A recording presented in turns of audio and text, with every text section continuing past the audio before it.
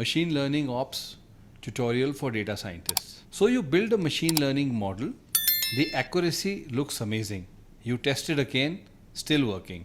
And for a minute you feel like, okay, this is real. I'm actually getting good at data science. Then someone asks you one question, nice. So how do we deploy it? Because this is the point where many people realize something. Training a model is only one small part of machine learning. The real challenge is, how do you make that model actually work in the real world? How do companies handle 1. Deployment, 2. Monitoring, 3. Retraining, 4. Scaling, 5. Version control, and lastly, millions of predictions every single day. The operational side of managing machine learning systems in production is broadly called machine learning ops. And honestly, this is the part most beginners never properly learn. Today, if you look at companies working with AI seriously, whether it's healthcare, banking, e-commerce, cybersecurity, or even generative AI, machine learning ops has become one of the most important parts of the entire AI workflow. So in this video, let's break it down in a simple and a practical way. We'll understand what machine learning ops actually means, why companies need it, the complete workflow, important tools beginners should know, and how data scientists can probably start learning it step by step. So if terms like deployment, Docker, machine learning pipelines, Kubernetes, monitoring, or CI/CD feel confusing right now, don't worry. By the end of this video, you'll finally understand how modern AI systems work beyond notebooks. Let's get started. What is MLOps? MLOps stands for Machine Learning Operations. But don't overcomplicate the term. The easiest way to understand it is this. MLOps helps companies move machine learning models from experimentation to real world applications. Because honestly, training the model is often the easiest part compared to everything that comes after it. The bigger challenge is, how do you make that model usable for thousands or even millions of users? I'll simplify with an example. Imagine a company that builds a fraud detection model. Inside the notebook, everything works perfectly, but in the real world, say new transaction data keeps coming every second.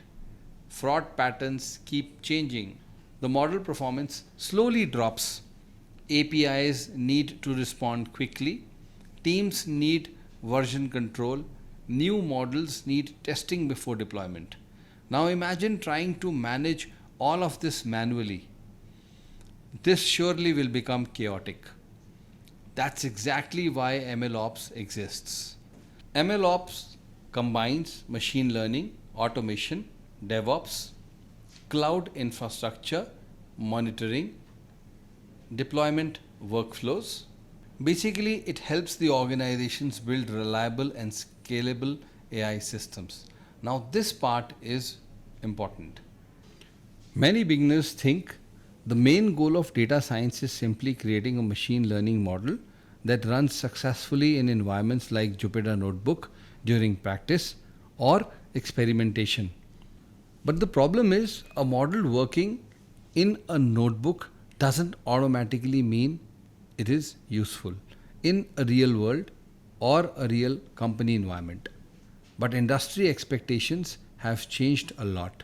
Companies now want professionals who understand how AI systems actually function in production.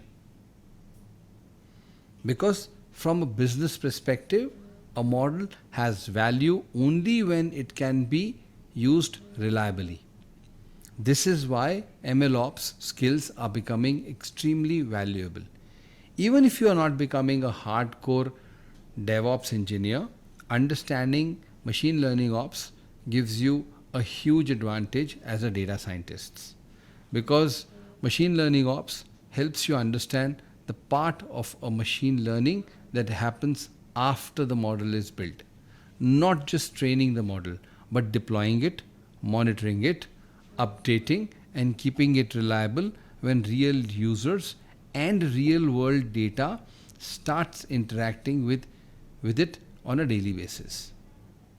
And that's a completely different level of understanding compared to just working inside notebooks. The machine learning ops workflow. The MLOps workflow. Now let's understand the actual workflow. Step 1 is all about data collection. Like almost everything in AI starts with data. Companies collect data from various sources, be it apps, websites, customer interactions, healthcare systems, financial transactions, and this data keeps changing continuously. That's why organizations use data pipelines and automation tools like Airflow or Kafka. Step 2 is data preparation. Now here comes the pre-processing part. And honestly, real world data is messy most of the times. Teams clean the data, handle missing values, and create features. One important thing beginners miss is this. The pre-processing done during the training must also happen exactly the same way in production. Otherwise, predictions become unreliable. Step 3. Model training. Now comes the familiar part. Teams train models using tools like scikit-learn, TensorFlow, PyTorch. Different models are tested, performance is evaluated. But in machine learning ops, training is not treated like a one-time notebook experiment. Instead, companies track experiments, compare model versions, and automate retraining.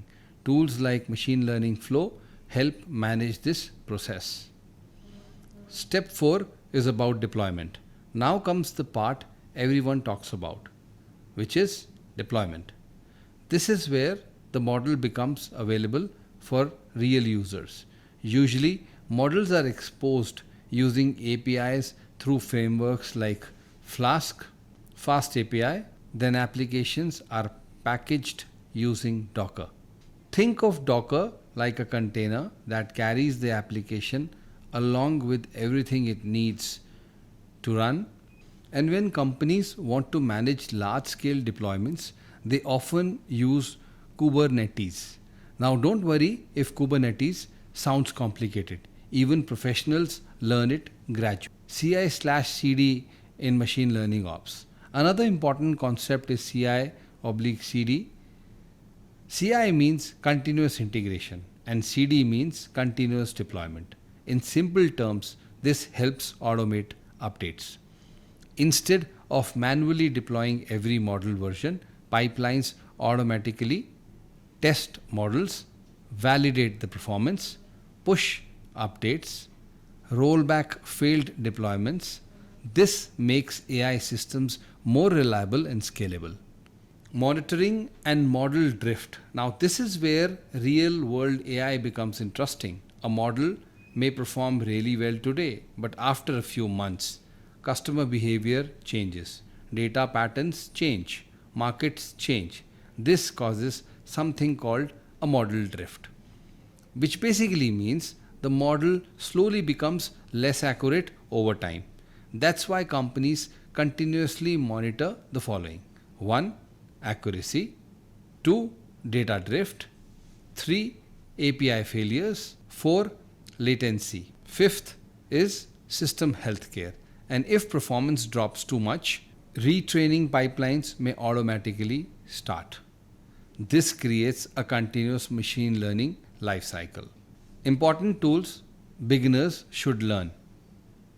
Now, before you get overwhelmed, you do not need to learn every tool immediately.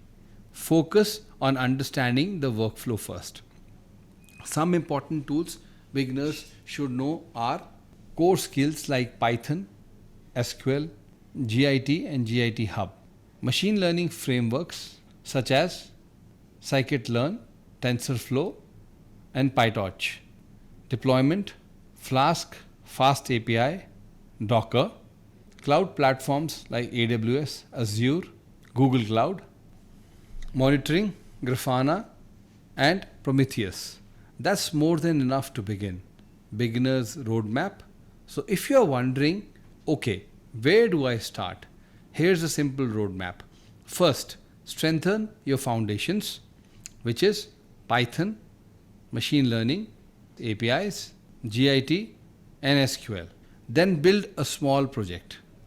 Train a model, turn that into an API using Fast API, containerize it using Docker, deploy it on a cloud, and that single project will teach you more than watching endless tutorials.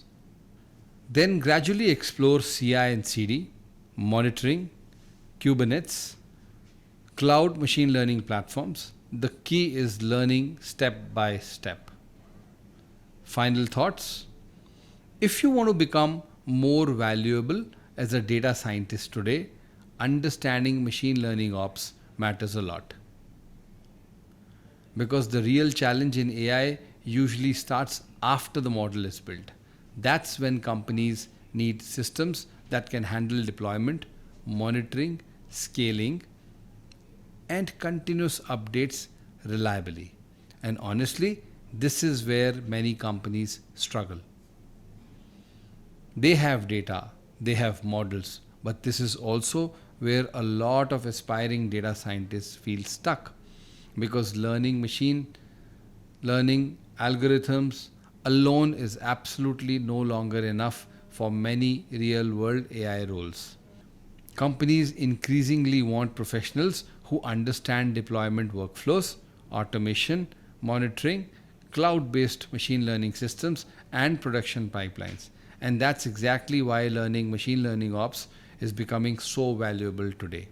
At Win in Life Academy, our machine learning ops training is designed to help learners understand these real industry workflows step by step through practical implementation, guided learning, and hands-on projects. So instead of only asking, how do I improve model accuracy? Start asking, how do I make this AI system usable in the real world?